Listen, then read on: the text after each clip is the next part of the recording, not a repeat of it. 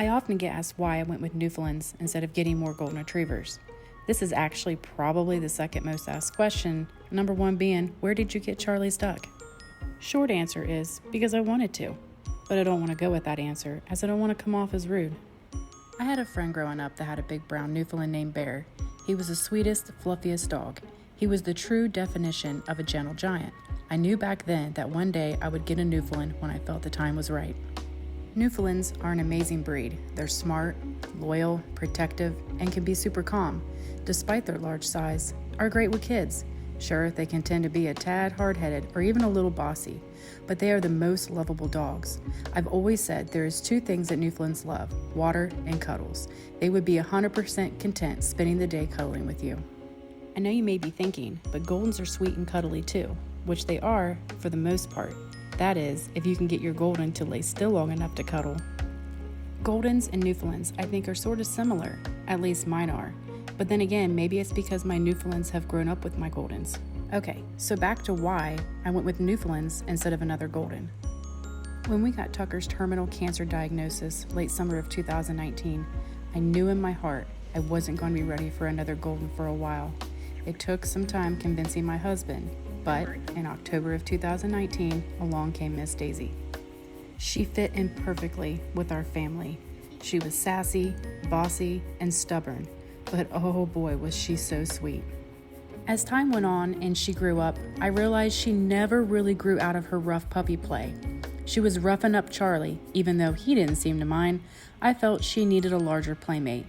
We moved into our new house and now had the room to accommodate another large dog. So once again, it took some time convincing my husband, but being the wonderful man that he is, he caved and along came Herb. Newfoundlands aren't for everyone though, and I can't stress that enough. So many of these gentle giants end up in shelters, rescues, and just tossed around from house to house. Please do your research and possibly try to physically meet one of these dogs before committing. Please don't go buy cute videos on the internet. Owning a Newfoundland isn't all sunshine and rainbows, which I can say that about owning a golden retriever as well. Newfoundlands get big, and as you can see from my videos, they get big fast. They need gentle but consistent training starting as soon as you bring them home. Newfoundlands can be easy to train, but you must be consistent. Newfoundlands shed all year round, but I personally don't think it's nearly as bad as the golden shedding. But like with most double-coated breeds, Newfs blow their coats twice a year, and when they do, be prepared because it's a lot.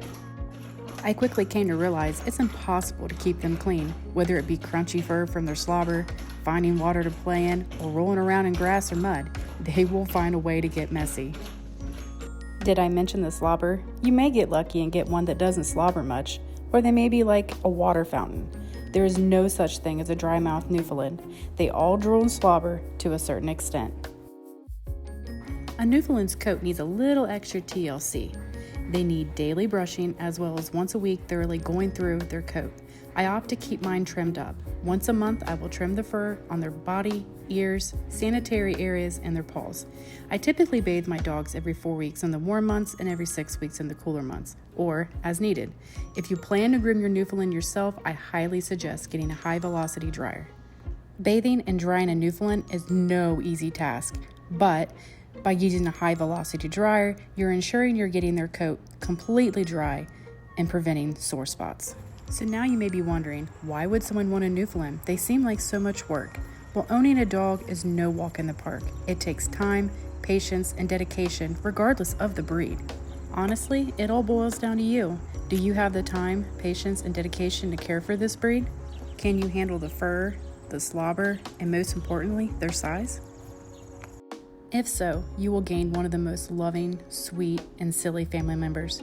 Yes, I love my Goldens with all my heart, but there is truly something special about these gentle giants.